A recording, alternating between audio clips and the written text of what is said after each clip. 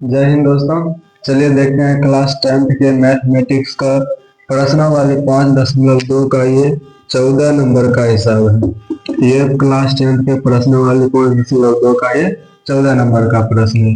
14 number का प्रश्न कहता है यहाँ पर कि 10 और 250 के बीच में 4 के कितने गुणज है। तो ये 14 नंबर का प्रश्न क्या कहता है कि 10 और 250 के बीच में 4 के कितने गुणज है। गुणज का मतलब होता है उसका फोड़ा कर देना, पहाड़ा कर देना। जैसे 4 का गुणज कर रहा है तो 4 को 4 का फोड़ा कितना है, जो 4 से पूरा पूरा कट जाएगा। तो जैसे 4 को 4, 4 दूनी 8, 7 या 12, 4 चौक 16, 4 5 20। इसी तरह से कहाँ तक हमको जाना है, 250 तक।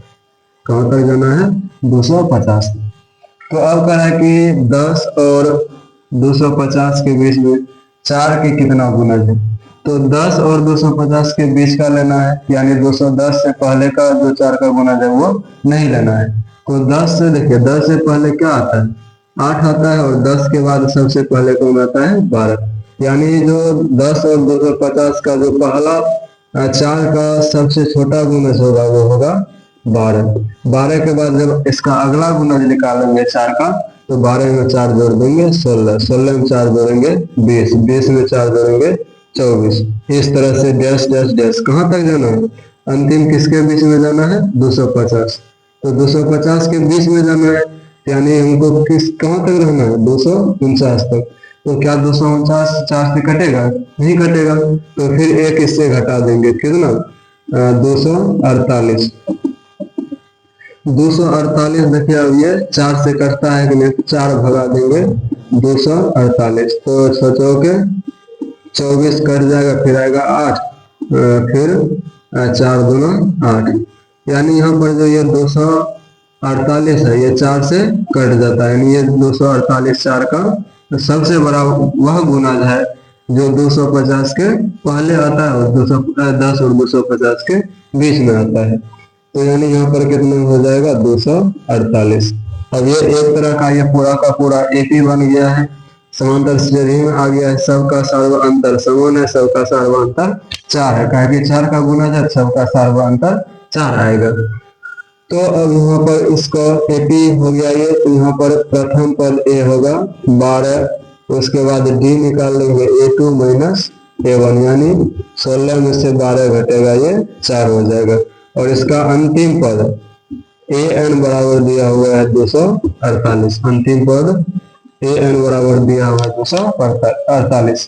अब कहता है कितना कि 10 और 250 के बीच में कितने 4 का गुणज है, यानी यहाँ पर एन का मूल निकालना है। तो एन बराबर वाट। अब सूत्र से, तो सूत्र से एन का मूल निकालना है, तो एन बराबर होगा ए एन माइनस ए बटे में डी इंटू प्लस में 1।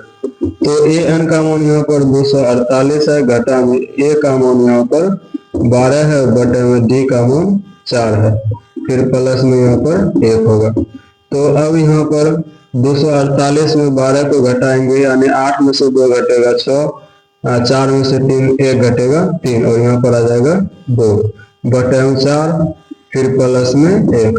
तो अब ये 4 से 236 को कटाना है, तो 4 5 20, हासिल 3 बचेगा, 3 पर 6 36, यानी 900 के 36, प्लस में ये कितना होगा 1।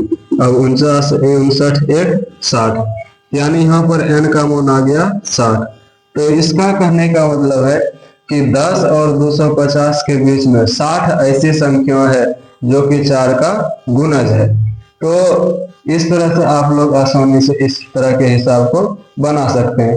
अगर कोई भी संख्या यहाँ पर जैसे कहा कि 10 और 250 के बीच में 4 के कितने गुणज हैं, यहाँ पर 4 के जगह पर अगर 5 दे देता है, अगर 6 दे देता है, अगर 7 दे देता है, या 2 दे देता है, या 3 दे देता है, तो आप लोग इसी तरह से आसान तरीका से बना सकते हैं।